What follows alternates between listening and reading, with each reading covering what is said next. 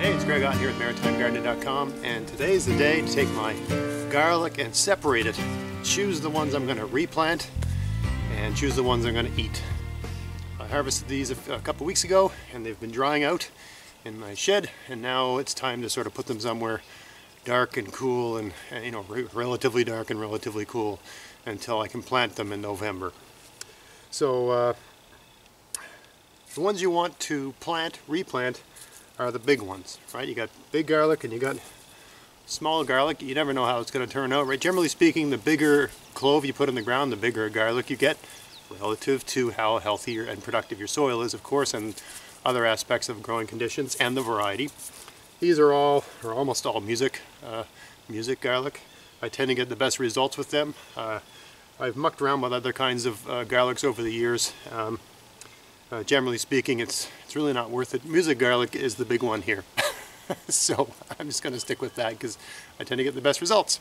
And also you get those wonderful garlic scapes. You sort of get two harvests out of them. So hardneck music garlic here in Zone 6 seems to be a winner for me.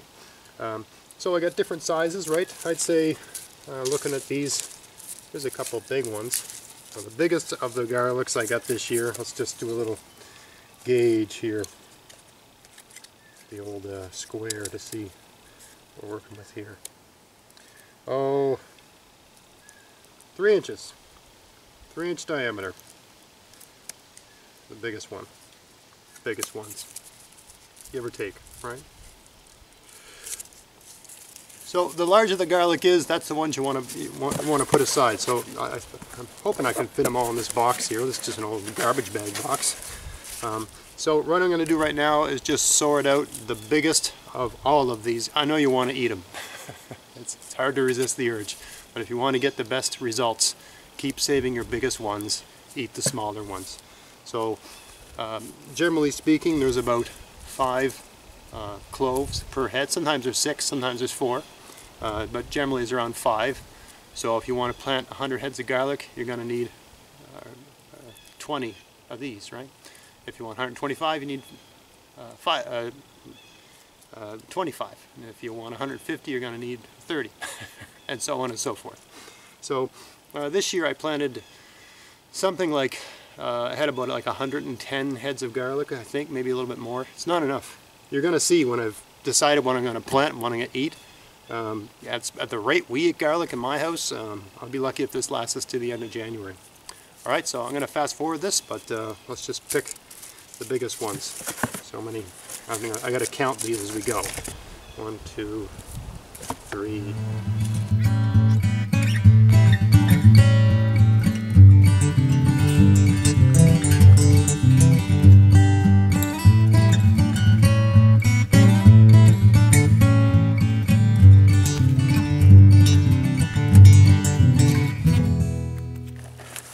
Alright, so that's 30.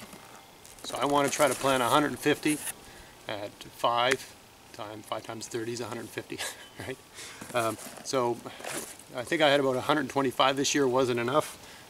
You know, I try to plant a little bit more every year, but I want to eat the garlic. I don't want to grow a whole bunch and just save them all, so I do want to eat them. And I've been using my own garlic since July, and I've used a lot of them to make pickles. I've made probably at least 10 gallons of pickles, maybe more, probably more, so far this year. And every one of those gallons uses about 2 heads of garlic, right? So that's 20 heads of garlic. For 10 gallons, that's 20 heads of garlic right there. You know, it adds up. You need a lot if you're going to be doing a lot of making pickles and stuff like that. So anyway, I try to, you know, put aside a little bit more every year. I don't know how much garlic I would need to last a year for my family, at the rate we eat garlic. I mean, 2 big garlic like this, I don't even know if that would last us a week. We eat that much garlic. It tastes good and it's good for you, right? So maybe 200, maybe 300 might be the amount I need. I don't know. Anyway, next year it's going to be 150. The year after that it'll be 175, and so on and so forth. So now I'm just going to put these all in this box. And all I'm going to do with, I like cardboard because it breathes, right? You don't want to pack them in too tight. You want there to be air. Like you'll notice in here, there's air pockets between everything. I'm just going to stick this on the floor of my garage. It's still not that cool in my garage, but the floor is relatively, it's cooler than the rest of the room. and it'll just be somewhere out of the light. I can't close this box, there's too much garlic, but it's fine. It'll be somewhere sort of underneath a shelving unit, out of the light. It should be fine.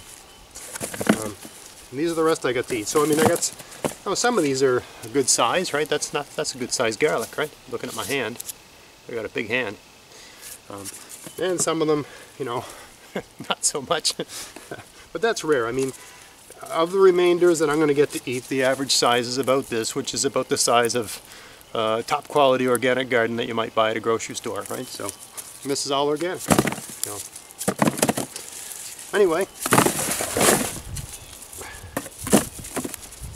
all right, let's count these. Let's just see how much we got here. 1, 2, 3. I'll fast forward this because you don't want to listen to me count. 1, 2, 3, 4.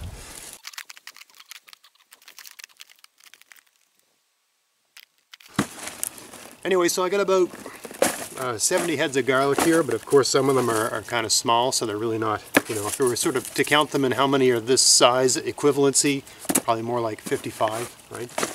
Because it takes like 2 of these small ones to make one of those big ones. Anyway, that's still not bad, right? 55 garlic, that'll probably hold us until January sometime. I got enough garlic to plant, putting aside the seed garlic, to plant 150 for next year. I haven't had to buy garlic since July, so that's not bad, right? Last year I saved enough seeds to plant 100. This year I'm saving enough, or sorry, about 120 or something like that. This year I've saved enough to plant 150, and next year I'll save more.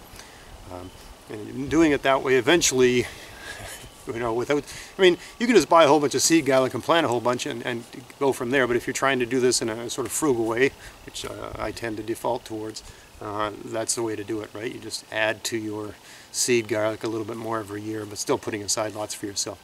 Every year I've eaten more than I've put aside, and every year I get more, I grow more without spending extra money. So it's a good system, and if you're frugal, that's the way I'd recommend doing it. And the result of also saving your own seeds is you get these nice big garlic, although you end up putting the biggest ones aside.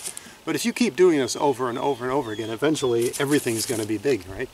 So anyway, that's how I separate my garlic. That's how I choose the ones that I save for seed. These have been drying in a well-ventilated place, relatively out of the sun, and dry for about 2 weeks. They're ready to be just, and again, they're not sealed up or anything, right? They're just in a cardboard box, open like this, somewhere dark and cool.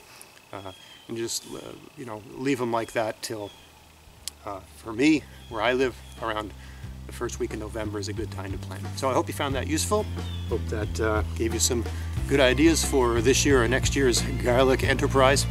And if you enjoyed this video, please like, share, subscribe. Until next time, get out there, get at it, have fun in your garden. Thanks for watching.